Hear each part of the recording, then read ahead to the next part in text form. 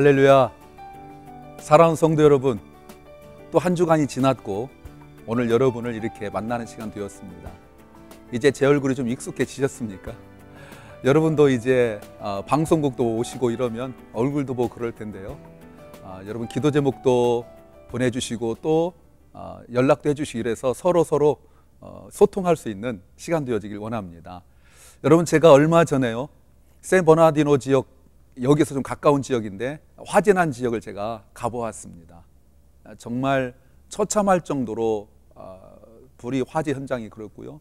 또 화재난 그 집이 타고 이런 분을 제가 잠깐 만나서 이야기를 나눴는데 너무너무 슬퍼하고 힘들어 하셨어요.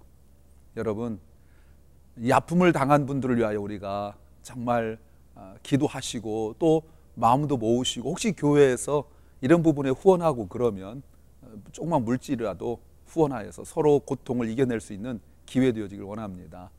여러분이 지금 이 시간에 어디 계신지 잘 모르겠습니다만, 여러분 비즈니스 현장에 계시든지 아니면 집에 계시든지 특별히 병상에 계신 성도님이 계시면 힘을 내십시오. 이 방송을 통하여 여러분 말씀으로 또 기도로 힘을 얻으셔서 이 자리가 하나님을 만나는 귀한 자리 되어지기를 간절히 소망합니다. 이 시간에는 함께 우리가 기도하는 시간을 가지려고 합니다.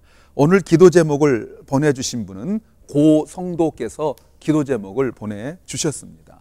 기도 제목을 제가 읽어드리겠습니다. 간 수술 여러 차례 했는데 완치되지 않고 계속해서 재발하는 어려움을 겪고 있습니다. 자녀들을 키우느라 일을 해야 하는데 건강 때문에 일도 하지 못하고 아내가 일을 해야 하는 상황인데 이것에 미안함이 너무 큽니다. 하나님께서 아내와 자녀들을 지켜주시고 제가 건강 회복해서 가정을 위해 일할 수 있도록 기도 부탁드립니다 라고 기도 제목 보내주셨습니다. 사랑하는 우리 고성도님께서 우리 함께 기도할 때 정말 치유와 회복의 역사가 일어나기 원합니다. 여러분, 저도 몸이 약한 적이 있었는데요, 내가 몸이 아픈 것은 그래도 어떻게 하면 견뎌보겠는데 내가 아프니까 아내가 고생을 하고 또 자녀들이 고생하고 또 마음 쓰이고 하는 것이 너무 더 마음이 아팠던 것을 제가 경험하고 있습니다. 우리 사랑하는 고성도님, 힘을 내십시오. 이 일 가운데 하나님의 치유 역사가 일어날 줄 믿습니다. 저도 개인적인 간증을 짧게 좀 말씀드리면 자꾸 이제 계속 제가 말씀을 드릴 텐데, 저도 굉장히 몸이 연약한 적이 있었습니다. 몇 년을 병원을 다녔는데 의사가 병명을 찾질 못해요. 나는 힘들고 체중이 빠지고 먹지도 못하고 계속 이러고 있는데 의사가 찾질 못해요. 근데 이렇게 가장 힘들 때 제가 10년 전에 교회를 개척하고 목회를 시작했습니다. 근데요, 교회 때문에 기도하고 성도를 위하여 눈물로 기도하고 그러다 보니까 여러분 지금 화면으로 제 얼굴 보십시오. 얼마나 좋습니까? 근데 여전히 저 김치 잘 못 먹고요, 매운 거 잘 못 먹고 식당 가서 뭐 집에서 그렇지만 김치 씻어 먹고 이래야 됩니다. 여러분, 이 아픔이, 우리 성도들은 아픔으로 끝나지 않습니다. 이 일을 통하여 오히려 하나님이 하실 일이 있는 줄 믿습니다. 우리 사랑하는 고성도님, 그리고 그 가정 가운데 하나님의 그 역사하심과 인도하심이 충만할 줄 믿습니다. 우리 같이 한번 이 시간에 함께 두 손을 모으고 마음을 모아서 기도하는 시간을 갖도록 하겠습니다. 함께 기도합니다. 사랑하는 아버지 하나님, 사랑하는 우리 고성도 간 수술 여러 차례 했다고 합니다. 완치되지도 않고 계속해서 재발하는 어려움을 겪고 있습니다. 한 번 수술도 어려운데 그 여러 차례의 수술 가운데 하나님, 그 몸이 얼마나 힘들었을지 우리는 모르지만 우리 주님은 아신 줄로 믿습니다. 그 마음을, 그 몸을 주께서 치유하여 주시고 붙잡아 주시옵소서.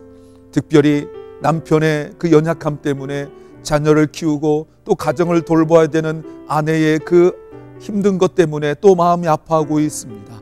아버지 하나님, 이 가정을 불쌍히 여겨 주시옵소서. 아버지 하나님, 이 가정을 향하신 하나님의 뜻이 있는 줄로 믿습니다. 이렇게 연약함 가운데 하나님께서 이 가정을 향하여 계획하신 계획이 있는 줄로 믿습니다. 주여, 불쌍히 여겨주시고 치유하여 주시고 온 가족이 연약함 가운데서도 더욱 주님의 은혜와 평강과 축복을 누릴 수 있도록 주님 함께하여 주시옵소서. 아버지, 우리 사랑하는 고성도 연약함으로 말미암아 아버지를 위하여 기도하는 그 자녀들의 기도도 주께서 응답하여 주시고, 하나님 아버지가 돌보지 못하는 그 일을 주님께서 인도하여 주셔서 더욱더 은혜의 축복을 주께서 허락하여 주시고 앞길을 인도하여 주시옵소서. 감사하며 예수님 이름으로 기도하옵나이다. 아멘. 힘내십시오. 우리 주님께서 분명히 치유하시고 회복시켜 주실 줄로 믿습니다. 여러분 중에 또 이런 기도 제목을 혹시 가지고 계시면 방송국으로 전화도 해주시고 이메일과 그리고 편지도 보내주세요. 그러면 우리가 이 시간에 함께 기도하는 시간을 갖도록 하겠습니다. 이 시간에는 성경의 땅 이스라엘 예루살렘에서 킹즈 룸 미디어 대표로서 기도와 그리고 미디어 사역을 감당하고 계시는 명형주 선교사님 전화 연결되었습니다. 선교사님 안녕하세요. 네, 안녕하세요, 목사님. 네, 선교사님 벌써 한 주가 지났어요. 지금 어떻게 지내세요, 선교사님? 네, 지난주로 여기 이스라엘에서는 아이들이 전부 다 방학이었다가 방학을 끝나서 네. 이번 주부터 학교를 시작하면서 예. 거리가 진짜 많이 한산해졌습니다. 아, 그렇군요. 선교사님, 이스라엘의 전 세계 고고학자들과 학생들이 특별한 일을 위하여서 이스라엘로 몰려왔다고 하는데요. 그 소식 좀 전해 주시죠. 네, 이번 매해 여름방학마다 이스라엘 안에서는 방학 맞은 아이들과 전 세계 고고학자들에게 성경의 땅과 더 가까워질 수 있는 시간을 허락하고 있는데요. 네. 이스라엘 문화재청의 허가하에 이스라엘 전역에 있는 고고학 발굴 장소들을 직접 발굴할 수 있도록 오픈하는 겁니다. 네. 한국에서는 2013년부터 홍순아 교수님이 이끄는 한국성서지리연구원에 의해 발굴단이 꾸려져서 이스라엘 성지 발굴에 첫 발을 내디뎠는데요. 특별히 한국 발굴단이 발굴을 시작한 곳은 텔 라기스라고 하는 곳으로 성경에 22번 언급된 곳입니다. 네, 아니 한국에서까지 발굴단이 파견됐군요.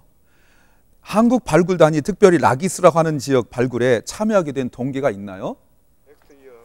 네, 이곳 라기스는 1930년대에 영국 발굴단에 의해서 처음 발굴됐는데요. 네.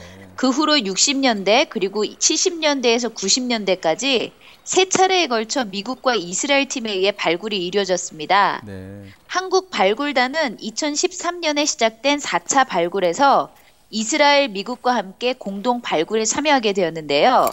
한국인으로서는 처음으로 이스라엘 발굴단이 꾸려졌고요.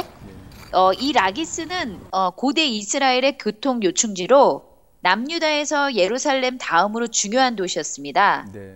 솔로몬 왕의 아들 르호보암 왕이 요새를 건축한 15개 성읍 중에 하나고 바빌론이 남유다를 침공했을 때 마지막까지 버틴 두 성읍 중 한 곳으로 성경에 기록되어 있어요. 예.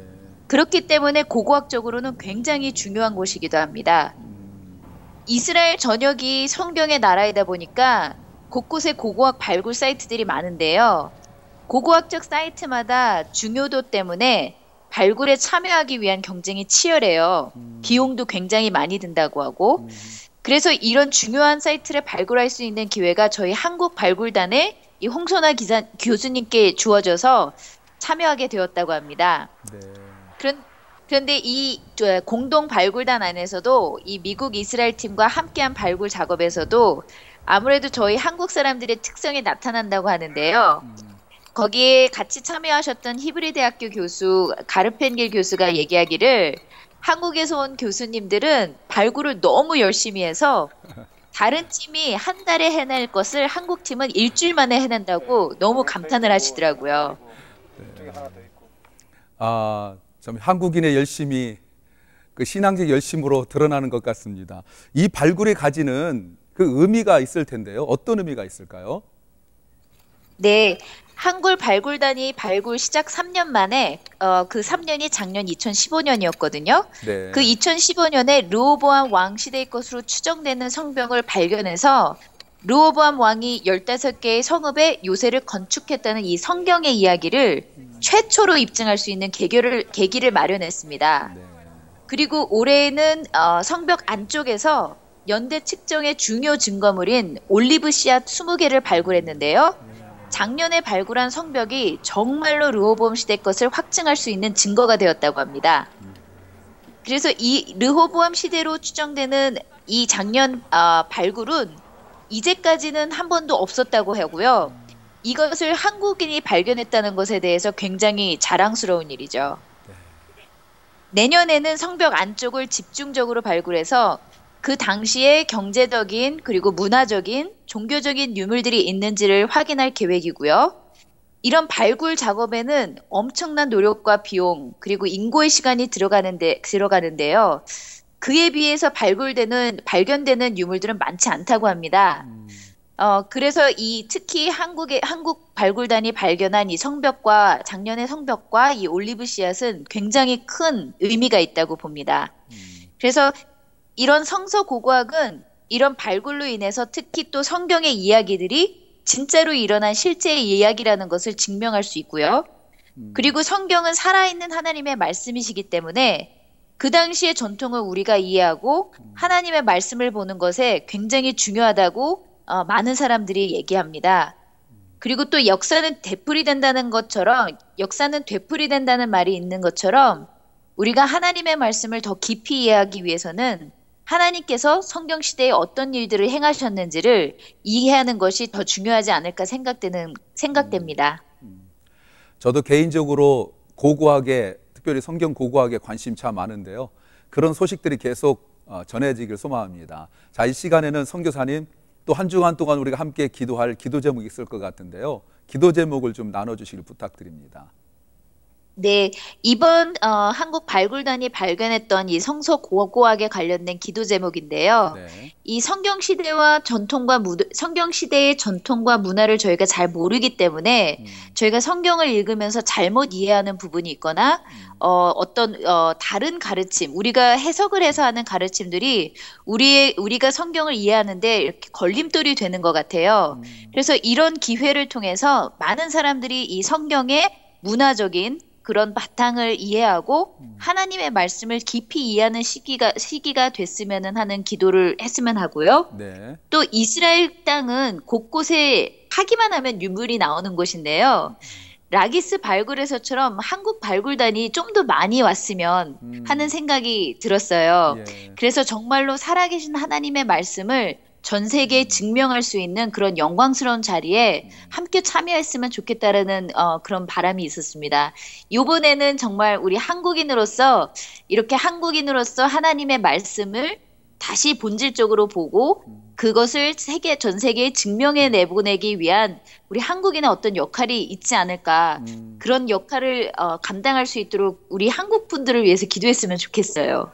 예, 감사합니다. 우리 선교사님께서 지금 두 개의 기도 제목을 주셨는데 함께 기도하는 시청자분들을 위하여서 우리 성도분들을 위하여 제가 간단하게 정리해드리면 지금 이 고고학을 통하여서 그저 옛날 유물을 발견한 정도가 아니라 이 고고학을 통하여서 하나님의 말씀이 살아있고 그리고 과거에 기록한 그 기록이 단순한 기록이 아니라 하나님 말씀이 사실이라는 것을 증명하는 그런 기회가 되게 해달라라는 첫 번째 기도 제목과 두 번째 기도 제목은 이번에 한국 발굴단이 처음으로 동참해서 지금 르호보암 시대의 그 일들을 지금 증명해 나가고 있는데 이번엔 한 팀이 왔지만 앞으로 더 많은 팀들이 와서 하나님의 말씀을 증명하는 일에 더 많은 동참이 있기를 원한다라는 기도 제목이었습니다. 우리 시간에 같이 한번 우리 선교사님을 위하여서 그리고 이 땅의 사역과 그리고 하나님의 귀한 역사에 그 말씀을 위하여서 우리 같이 한번 기도하는 시간을 갖도록 하겠습니다. 기도합니다.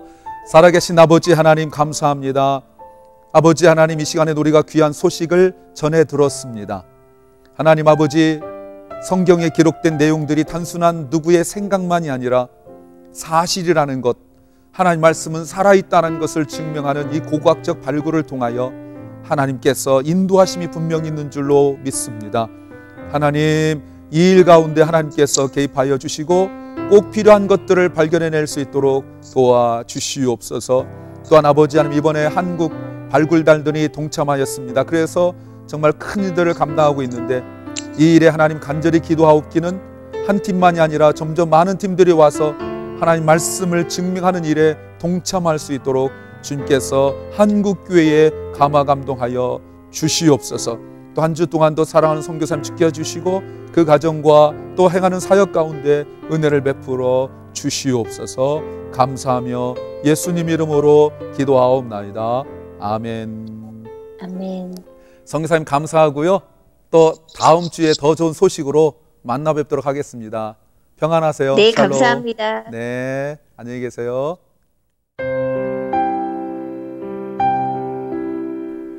오늘 함께 보실 말씀은 신약 마가복음 10장 42절부터 45절 말씀입니다.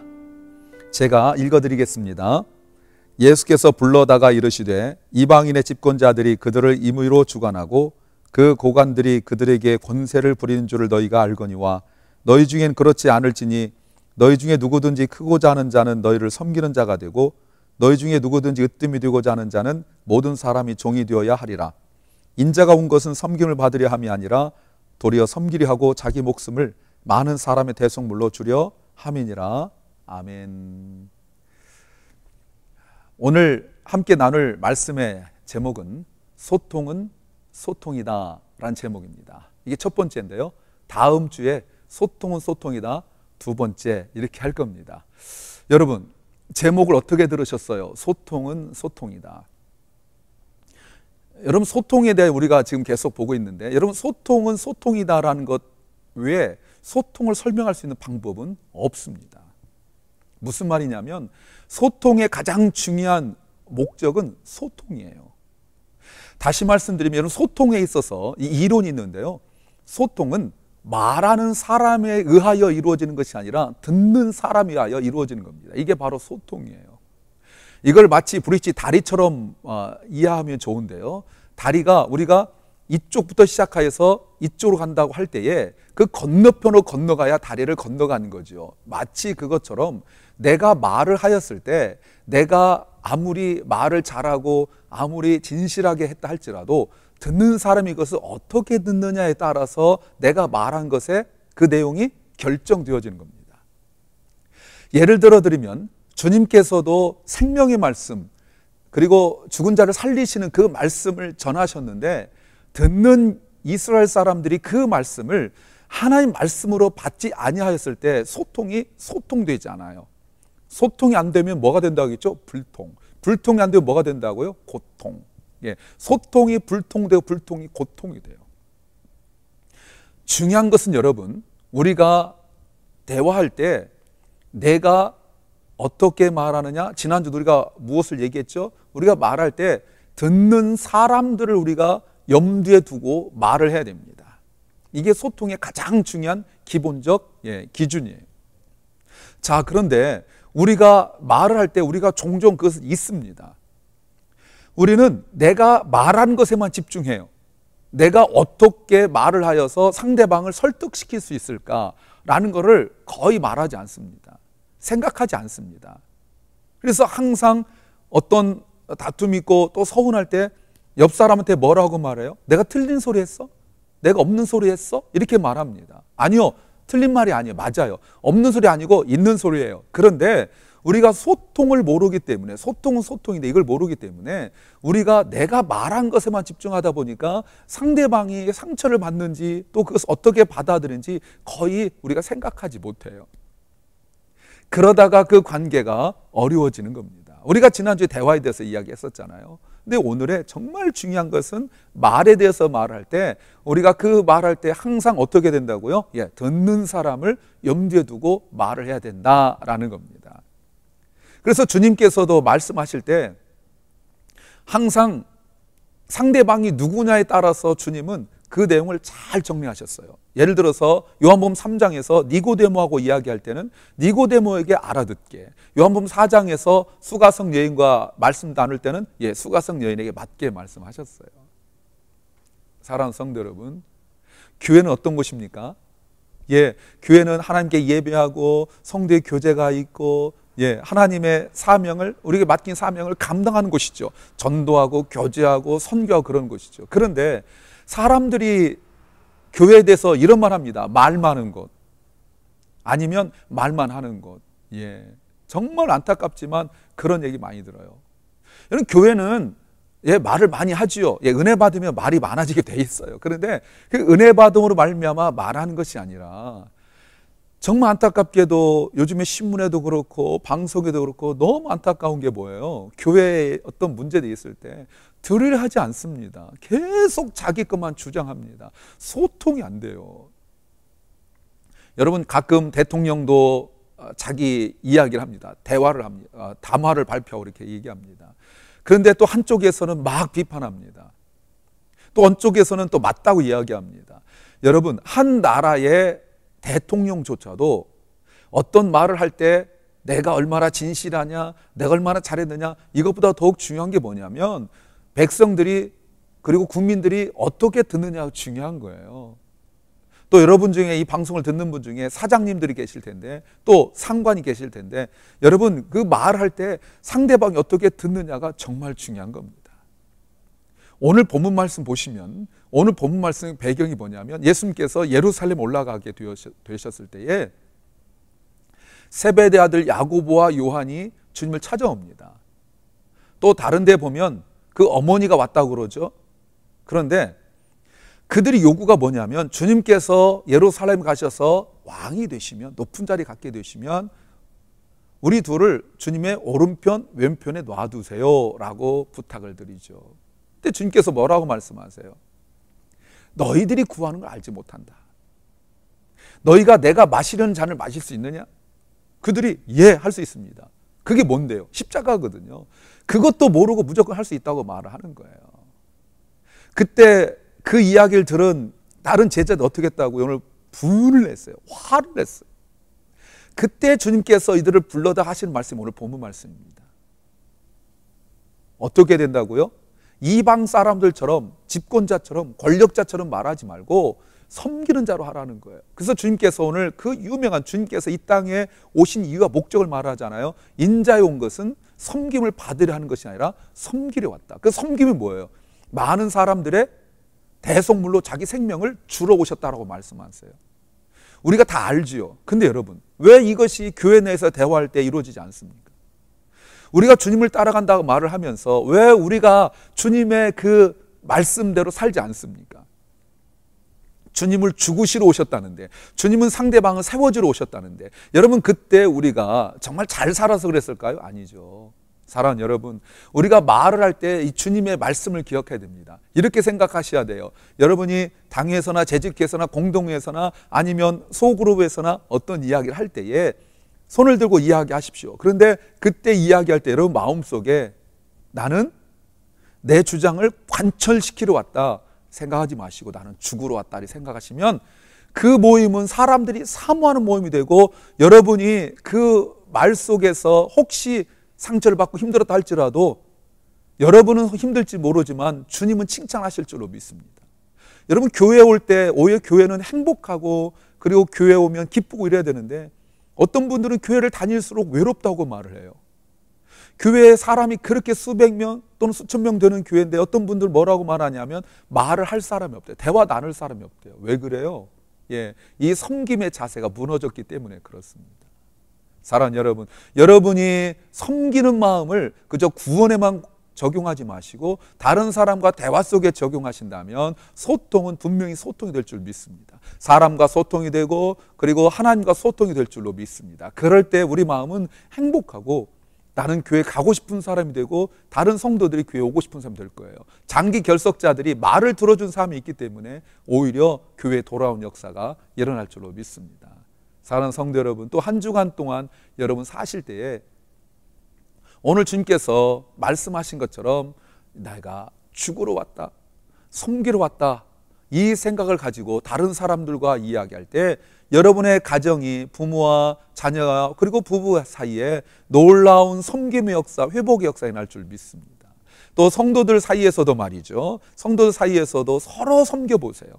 서로 내가 죽었다 생각하시고 주님의 마음을 가지고 한번 이야기를 해보세요. 그러면 외로움을 느낀 사람이 없을 것입니다. 사람이 적어서 외로운 것이 아니라 많아도 외로울 수 있다는 것. 왜요? 주님의 그 정신, 십자가 정신이 사라졌기 때문이죠. 이번 한 주간 동안 여러분 살아가시면서 섬김의 마음으로, 섬김의 정신으로 할 때 여러분의 가정이 복된 가정 될 것이고 여러분의 교회가 살아있는 교회, 하나님의 역사가 있는 교회, 치유와 회복의 은혜가 있는 교회가 될 줄로 믿습니다. 한 주간 동안도 이 섬김의 은혜를 직접 보여주신 그 주님을 본받는 삶을 사시기를 주님의 이름으로 간절히 부탁하고 축복합니다. 사랑합니다. 다음 주에 뵐게요. 감사합니다.